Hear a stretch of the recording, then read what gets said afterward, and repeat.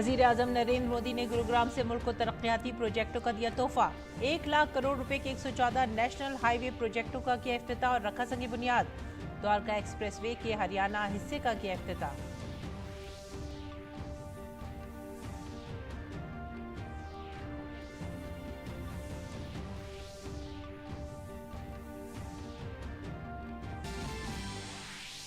वजीर आजम नरेंद्र मोदी ने खवातीन की ताकत को मुल्क की ताकत करार दिया। सशक्त नारी विकसित भारत प्रोग्राम में दीदियों को सौंपे 1000 नमो drone.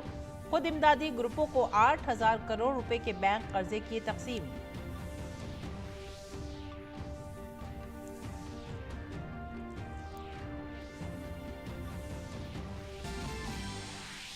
Madhya Pradesh high court की इंदौर बेंच ने बड़ा फैसला सुनाते हुए एएसआई को धार में वाक़ई भोजशाला के सर्वे का दिया हुक्म।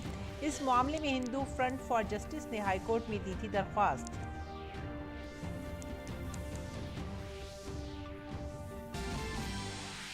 संदेश खाली मामले में ममता बनर्जी हुकूमत को झटका। सुप्रीम कोर्ट ने संदेश खाली में ईडी अफसरान पर हमले की जांच सीबीआई को सौंपने के कलकत्ता हाई कोर्ट के हुक्म में मदाखलत करने से किया इनकार।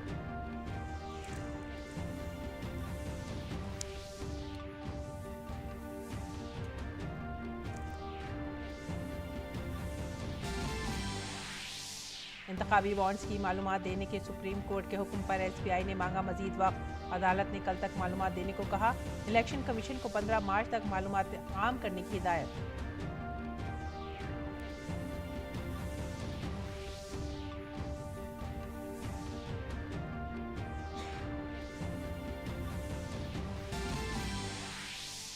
सदर द्रौपदी मुर्मू मॉरिशस के 3 रोजा दौरे पर। सदर मॉरिशस के कौमी दिन की तकरीबात में मेहमान खुसूसी के तौर पर करेंगी शिरकत। अपने हममनसब और वजीर आजम के साथ करेंगी 2 तरफा मीटिंग।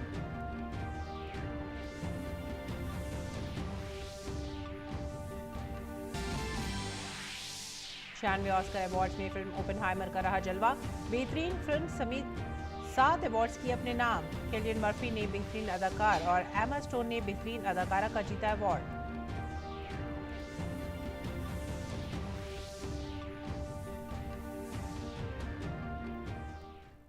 आदाब नाजरीन, उर्दू खबरों में आप सभी का खैर मकदम है। नजर डालते इस वक्त की खास खबरों की तफसीलात पर। वजीर आजम नरेंद्र मोदी ने हरियाणा के गुरुग्राम में मुल्क में 1 लाख करोड़ रुपए के 114 नेशनल हाईवे प्रोजेक्टों का किया इफ्तिताह और संग बुनियाद रखा। कौमी शाहराह 48 पर दिल्ली और गुरुग्राम के दरमियान ट्रैफिक की रवानी को बेहतर बनाने और भीड़ की रुकावट को दूर करने के लिए वजीर आजम नरेंद्र मोदी ने द्वारका एक्सप्रेसवे के हरियाणा हिस्से का भी इफ्तिताह किया। ये दिल्ली और गुरुग्राम बाईपास में इंदिरा गांधी बैनुल-अक़वामी हवाई अड्डे से बराह रास्त है और इस मौके पर वजीर आजम ने मुल्क में नेशनल हाईवे के मुख्तलिफ मनसूबों का भी संग बुनियाद रखा। इसके अलावा मुल्क की मुख्तलिफ रियासतों में 32,700 करोड़ रुपए के 39 दीगर प्रोजेक्ट भी इसमें शामिल हैं। वजीर आजम ने इस मौके पर कहा कि आज से दिल्ली और हरियाणा के दरमियान ट्रांसपोर्ट का तजुर्बा हमेशा के लिए बदल जाएगा। ये जदीद एक्सप्रेसवे न सिर्फ गाड़ियों में बल्कि दिल्ली एनसीआर के लोगों की जिंदगियों में भी गियर शिफ्ट करेगा। इस एक्सप्रेसवे पर 9,000 करोड़ रुपए से ज्यादा खर्च किए गए हैं। आज से दिल्ली हरियाणा के बीच यातायात का अनुभव हमेशा के लिए बदल जाएगा।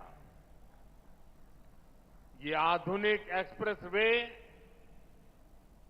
केवल गाड़ियों में ही नहीं बल्कि दिल्ली एनसीआर के लोगों की जिंदगी में भी गियर शिफ्ट करने का काम करेगा। मैं दिल्ली, एनसीआर और हरियाणा की जनता को इस आधुनिक एक्सप्रेसवे के लिए अनेक अनेक शुभकामनाएं देता हूं। वजीर आजम ने अपोजिशन को इस मौके पर घेरते हुए कहा कि मुल्क में लाखों करोड़ों रुपए के तरक्याती कामों में सबसे बड़ी परेशानी सिर्फ कांग्रेस और उसके मगरूर इत्तेहाद को है। उन्होंने कहा कि 10 साल में मुल्क इतना बदल गया लेकिन कांग्रेस और उसके दोस्तों का चश्मा नहीं बदला। उनके चश्मों का नंबर अभी भी वही है। देश में लाखों करोड़ रुपए के इन विकास कार्यों से सबसे ज्यादा दिक्कत अगर किसी को है तो वो है कांग्रेस और उसके गमंडिया गठबंधन। उनकी नींद हराम हो गई है। इतने सारे विकास के काम और वो एक की बात कर रहे हैं तो मोदी 10 और कर देता है। उनको समझ ही नहीं आ रहा है क्या इतनी तेजी से काम भी हो सकते हैं क्या। और इसलिए अब विकास के मुद्दों पर चर्चा करने की उनकी ताकत बची नहीं है।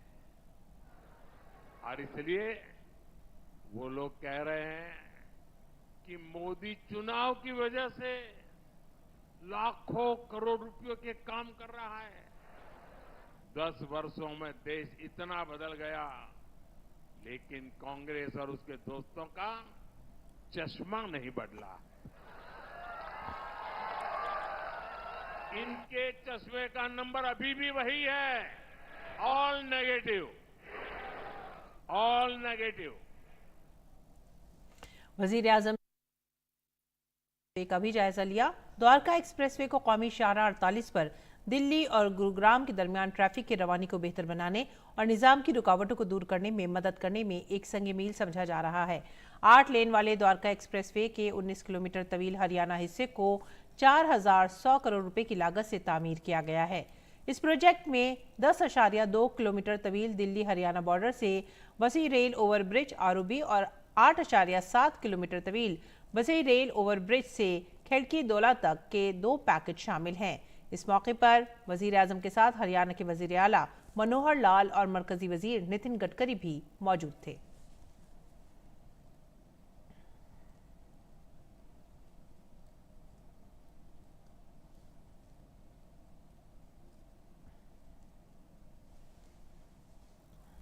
और वजीर आजम नरेंद्र मोदी का हरियाणा के गुरुग्राम में पुरतपाक खैर मकदम किया गया।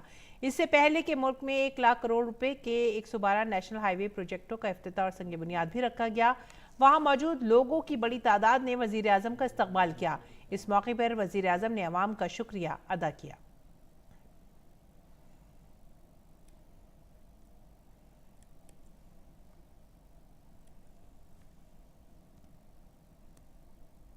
और वजीर आजम ने गुरुग्राम हरियाणा में द्वारका एक्सप्रेसवे से मुतालिक एक नुमाइश का भी दौरा किया।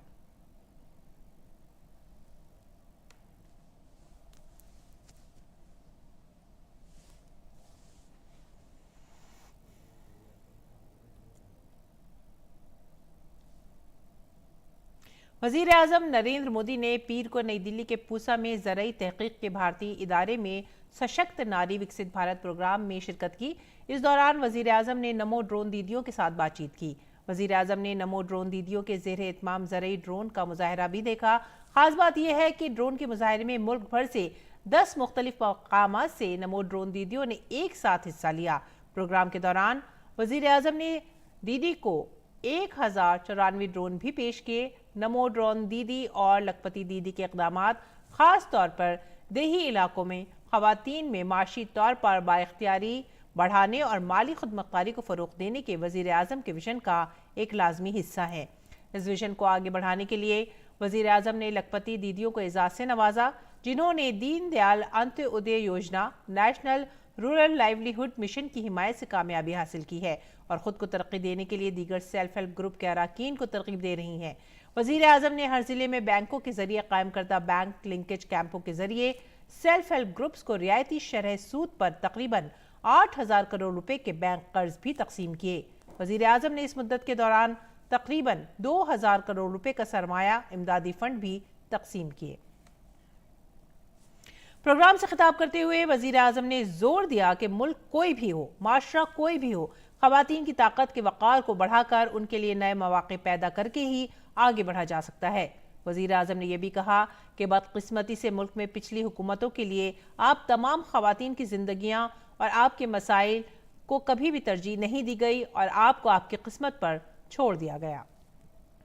कोई भी समाज हो, वो नारी शक्ति की गरिमा बढ़ाते हुए उनके लिए नए अवसर बनाते हुए ही आगे बढ़ सकता है। लेकिन दुर्भाग्य से देश में पहले जो सरकारें रही उनके लिए आप सभी महिलाओं का जीवन, आपकी मुश्किलें कभी प्राथमिकताएं नहीं रही और आपको आपके नसीब पर छोड़ दिया।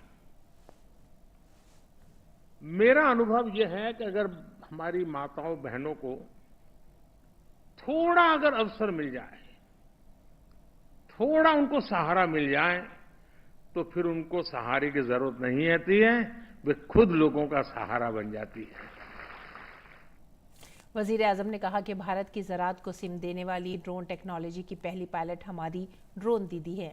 उन्होंने कहा कि हमारी बहनें मुल्क को सिखाएंगी कि ड्रोन की मदद से जदीद काश्तकारी कैसे की जाती है।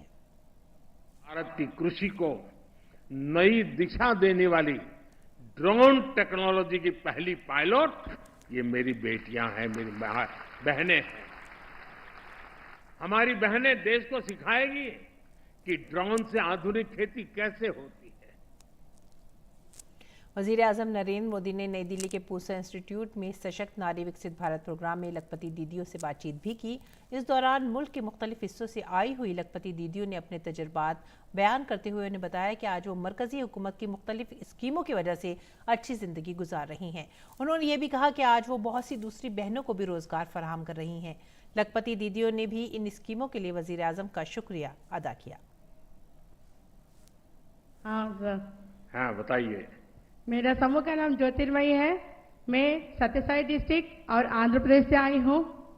मैं 8वीं जब पढ़ती तभी मेरी शादी हो गई था। मुझे क्या करे पता नहीं चलता था। हम लोग का परिवार का स्थिति बहुत ही आर्थिक स्थिति में बहुत ही खराब था, क्योंकि मुझे ये नहीं जानते थे कैसे रहना है।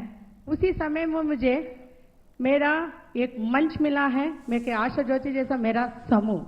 आपकी पढ़ाई क्या हुई है? मैं 8वीं पढ़ी थी, अभी समूह के माध्यम से बीकॉम करी हूँ सर। अच्छा, तो खुद भी पढ़ रही है, बेटियों को पढ़ा रही हो, साड़ी बेच रही हो। सर तो आप साड़ी खरीदती कहाँ से हैं? सर मैं बेंगलुरु से खरीदती हूँ। बेंगलुरु से? हाँ, हमको बेंगलुरु नजदीक पड़ता है। तो कौन कौन सी वैरायटी ज्यादा चलती है? सर हमारे लिए अभी जो न्यू ट्रेंड रहता है, अभी हमारे लिए क्रश साड़ीज है और बनारसी है और नारायणपुरम में कॉटन का है और अनेक प्रकार का भी न्यू मॉडल है। आपको आजीविका मिशन से क्या सहायता मिली? सर आजीविका मिशन से मुझे प्रशिक्षण ज्यादा मिला है और मेरे परिवार के लिए सरकार से भी मेरे बच्चों को, मेरे बच्चे दिव्यांग है ना, उसको भी पेंशन मिला, मेरे पति को भी पेंशन मिल रहा है और सरकार से भी इंदिरा आवास योजना का मिला है। हमारा सिर्फ आजीविका मिशन से बारे में अभी तक कम से कम 200 दिन का प्रशिक्षण ले चुके हूँ सर। अच्छा, आपको सरकार की और किन किन योजनाओं का लाभ आपको मिला है? मैं आयुष्मान योजना से मेरे पति का ट्रीटमेंट करा रही हूँ सर। अच्छा, आप ये एसएचजी के साथ जुड़ी? हाँ सर। उसके पहले जीवन और एसएचजी के साथ जुड़ने के बाद का जीवन, उसमें क्या बदलाव आप देखती हैं? पहले रहने के लिए भी छोटा सा झोपड़ी, मेरे शादी में मैं सोचती थी मैं किधर आके पड़ गई, अनुराधा कौन है, मैं क्या करना है, कोई आए तो घर से बाहर जाना, ये मैं नहीं तो क्यों आते रात में क्यों रखते करके सोचती थी। आज मैं समूह में जुड़ने के बाद उसी बचत के पैसे से लोन लेके आज मेरा खुद का पक्का घर एक है और इंदिरा आवास का घर एक भी एक है सर। नमस्ते, मेरा नाम राधिका है, मैं गुजरात से हूँ। मेरे एसएचजी का नाम जय चामुंडा आजीविका है।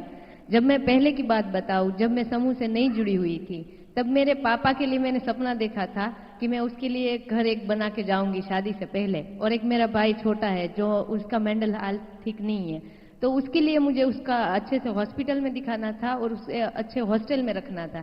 मेरे पास कोई आजीविका साधन नहीं था। फिर मैंने समूह से जुड़ी। जब मैंने एक ट्रेनिंग लिया SBI RCT का, वहां से मुझे पता चला कि आप समूह से जुड़ के आप कोई ऐसा बिजनेस कर सकते हो। तो मैंने समूह से जुड़ी। उसमें हमने 3 महीने बाद हमको रिवॉल्विंग फंड मिला और 3 महीने के बाद हमारा 3000 जो हुआ था पैसा, मतलब 18,000 रुपए से हमने एक छोटा सा ज्वेलरी बनाने का काम किया। फिर मैं बाहर निकल सकती हूँ, मेरी सारी बहनें बाहर नहीं निकल सकती है, तो उसके लिए हमने जो घर बैठे काम कर सके हैं, जो ज्वेलरी का, उनके बच्चे हैं, परिवार है, वो सब बाहर नहीं निकल पाती है, तो वो घर पे बैठ के 250 से 300 रुपए वो कमा रही है अभी घर पे बैठ के ही।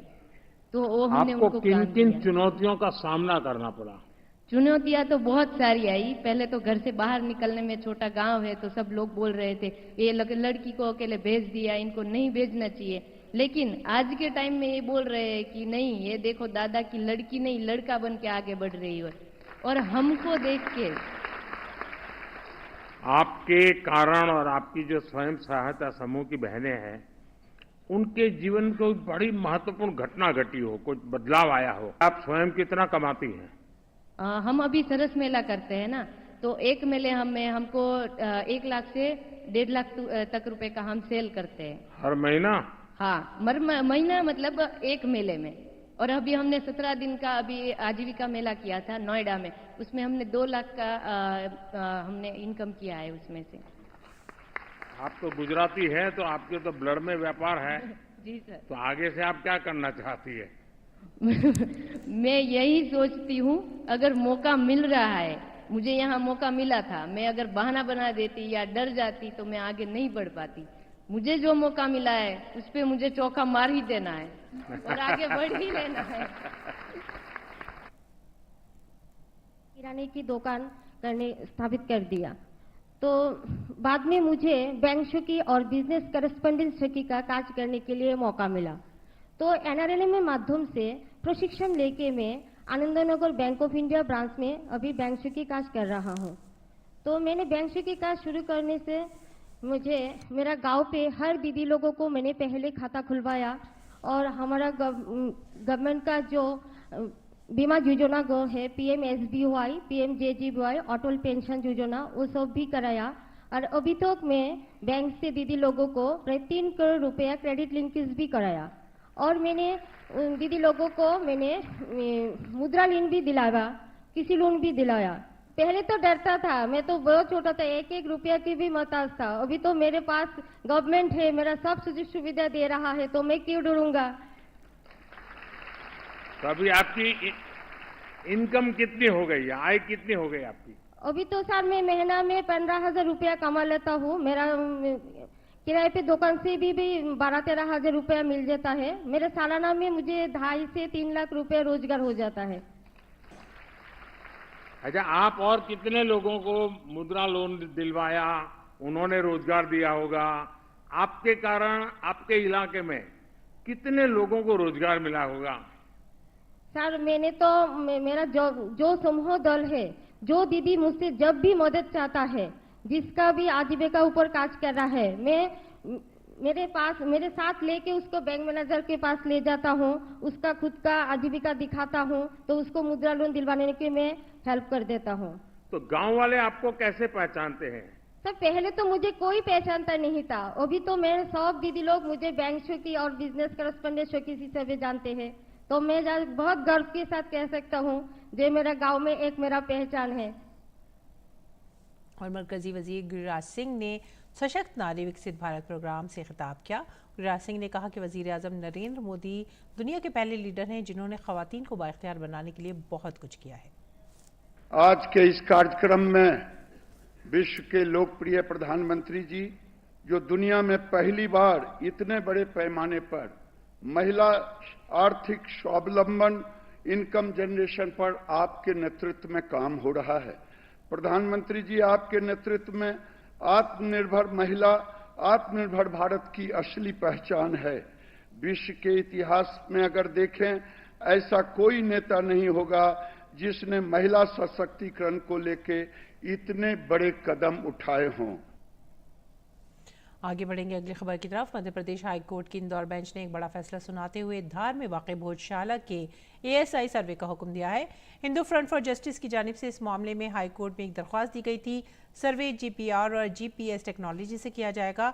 अदालत ने सर्वे रिपोर्ट 6 हफ्ते में पेश करने के लिए कहा है। 5 रुकनी माहिर कमेटी रिपोर्ट को पेश करेगी।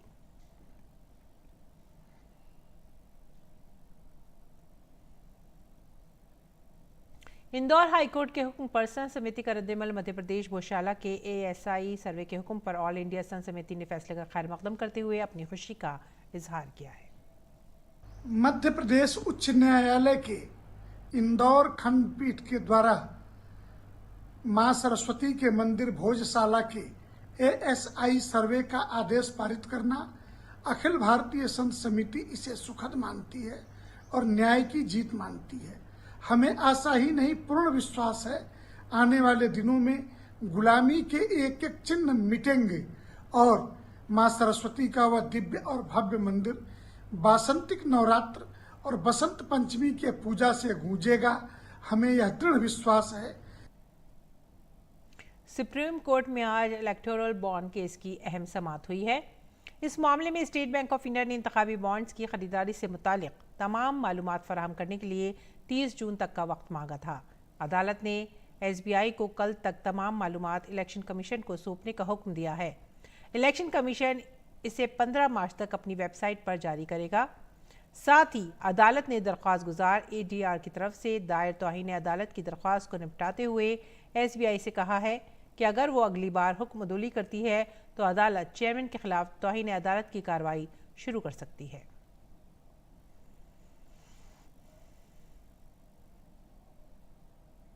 SBI ने कहा है कि उसके पास इलेक्टोरल बॉन्ड खरीदने वाली और उसे कैश करने वाली पार्टी के मालूमात अलग अलग जगह पर हैं और राजदारी की वजह से इसे डिजिटल नहीं किया गया है। 12 अप्रैल 2019 से 15 फरवरी 2024 के दरमियान 22,217 बॉन्ड खरीदे गए हैं। इसका मतलब यह है कि कुल 44,000 से ज्यादा दस्तावेजात का मिलान करना है। ताहम अदालत ने कहा है कि SBI की तरफ से पहले दी गई मालूमात के मुताबिक उसके पास डेटा है और उसे देने में कोई मसला नहीं होना चाहिए। 15 फरवरी को आईनी बेंच ने इंतखाबी बॉन्ड स्कीम को गैर आईनी करार दिया था और SBI को हुक्म दिया था कि वो 6 मार्च तक इलेक्शन कमीशन को बॉन्ड खरीदने वाले शख्स का नाम, बॉन्ड की रकम और बॉन्ड को कैश करने वाली पार्टी के बारे में मालूमात फराहम करे। आगे बढ़ते हैं। संदेश खाली मामले में ममता बनर्जी हुकूमत को सुप्रीम कोर्ट से एक बड़ा झटका लगा है। मुल्क की सुप्रीम कोर्ट ने संदेश खाली में ED अफसरान पर हमले की जांच CBI को सौंपने के कलकत्ता हाई कोर्ट के हुक्म में मदाखलत करने से इनकार कर दिया है। ताहम सुप्रीम कोर्ट ने हाई कोर्ट के हुक्म में मगरबी बंगाल पुलिस पर किए गए सख्त तबसरों को हटाने की हिदायत दी है। ED ने भी इस पर कोई एतराज नहीं किया। बीजेपी IT सेल से मुतालिक यूट्यूबर ध्रुव राठी के ट्वीट को रीट्वीट करने पर हत्या इज्जत के मुकदमे का सामना कर रहे अरविंद केजरीवाल की दरख्वास्त पर समाअत मुलतवी कर दी गई है। सुप्रीम कोर्ट ने केजरीवाल के खिलाफ निचली अदालत में कार्रवाई पर रोक 13 मई तक बढ़ा दी है। पिछली समाअत में केजरीवाल ने अदालत में अपनी गलती तस्लीम की थी। उनके वकील संघवी ने कहा है कि ये गलती थी और उस दिन रीट्वीट हटा दिया गया था। आज अदालत ने शिकायत कंधा को एक बार फिर से ये बताने का मौका दिया है कि क्या केजरीवाल की मुआफी के साथ इस केस को बंद किया जा सकता है। दिल्ली हाईकोर्ट ने दिल्ली वक्फ बोर्ड में भर्ती से मुतालिक मनी लॉन्ड्रिंग केस में आम आदमी पार्टी के MLA अमानतुल्लाह खान की पेशगी जमानत की दरख्वास्त मुस्तरद कर दी है। हाईकोर्ट ने कहा है कि ED के बार बार समन के बावजूद अमानतुल्लाह खान तहकीकात में शामिल नहीं हुए। उनका रवैया तफ्तीश में रुकावट डालने जैसा है। अदालत ने कहा कि अवामी नुमाइंदा होने के नाते वो अपनी जिम्मेदारियों का हवाला देकर तफ्तीश में शामिल होने से गुरेज नहीं कर सकते। अदालत ने यह भी कहा कि कानून सबके लिए बराबर है और कोई भी MLA या अवामी नुमाइंदा कानून से बरातर नहीं है। सदर द्रौपदी मुर्मू मॉरिशस के 3 रोजा दौरे पर है। सदर द्रौपदी मुर्मू आज से बुध तक मॉरिशस के 3 रोजा सरकारी दौरे पर रहेंगी। सदर मंगल 12 मार्च को मॉरिशस के यौम आज़ादी की तकरीबात में बतौर मेहमान खुसूसी शिरकत करेंगी। वो मॉरिशस के सदर पृथ्वी सिंह रूपन और वजीर आज़म प्रविंद कुमार जगन्नाथ के साथ 2 तरफा मुलाकातें भी करेंगी। अपने दौरे के दौरान वो कई मुअज़्ज़िज़ीन और रहनुमाओं से भी मुलाकात करेंगी। सदर मुर्मू और वजीर आज़म जगन्नाथ मुश्तरका तौर पर भारत के ताउन से चलने वाली 14 प्रोजेक्टों का इफ्तिताह करेंगे जो मॉरिशस के साथ भारत की मुतहर्रिक तरक्याती शराकतदारी की बढ़ती हुई और कसीर जहती नौयत को जाहिर करते हैं। सदर मुर्मू अहम 2 तरफा मुआहदों के तबादले का भी मुशाहिदा करेंगी। अगली खबर महाराष्ट्र से। महाराष्ट्र में ATS या इंसदादे दहशतगर्दी स्क्वाड ने मजगांव डॉकयार्ड से 31 साला स्ट्रक्चरल फैब्रिकेटर को गिरफ्तार किया है। उस पर पाकिस्तानी इंटेलिजेंस ऑपरेटर्स को ममनुआ इलाकों के बारे में हसास मालूमात लीक करने का इल्जाम है।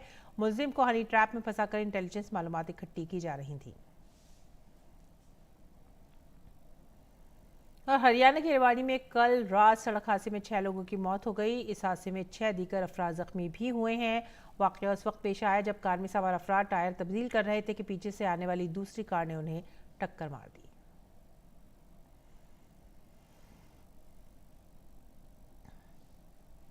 आलमी खबरों में अमेरिका और उर्दन ने गजा में फ़िलिस्तीनियों के लिए इंसानी इमदाद का एक नया एयर ड्रॉप किया, जिसमें 11,500 से ज़ायद अफराद को खुराक पैराशूट के जरिए भेजा गया।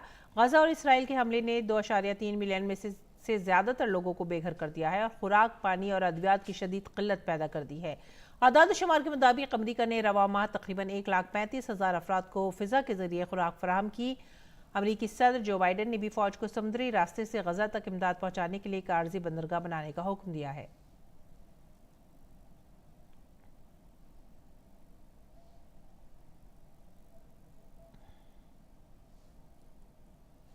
और अमेरिका का कहना है कि उसने हैती से सिफारतखाने के गैर जरूरी अमले को हटा दिया है क्योंकि मुल्क बड़े पैमाने पर तशद्दुद की तरफ बढ़ रहा है। अमेरिका ने दारुल हुकूमत पोर्ट ऑ प्रिंस में अपने मिशन पर भी सिक्योरिटी बढ़ा दी है। ये इकदाम इस हफ्ते हवाई अड्डों, पुलिस स्टेशनों और जेलों पर गैंग हमलों के बाद लिया गया है।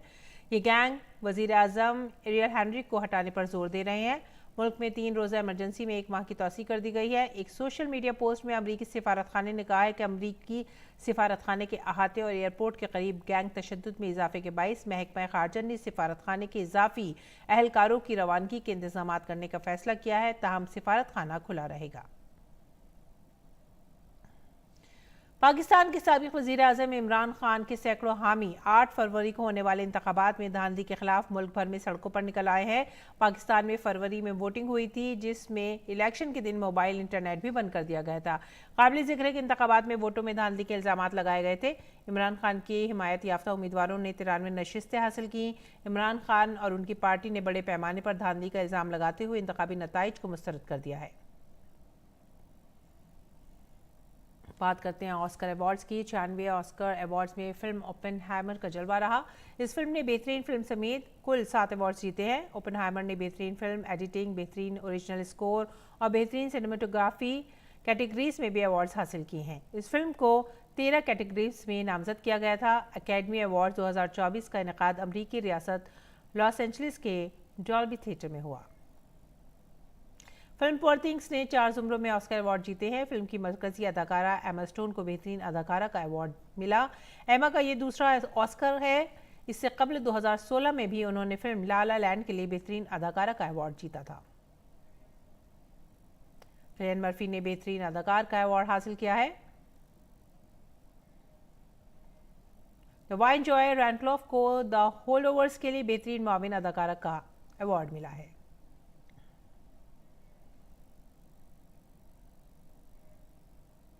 इसके साथ ही ओपेनहाइमर के लिए रॉबर्ट डाउनी जूनियर को बेहतरीन माविन अदाकार का अवार्ड मिला है।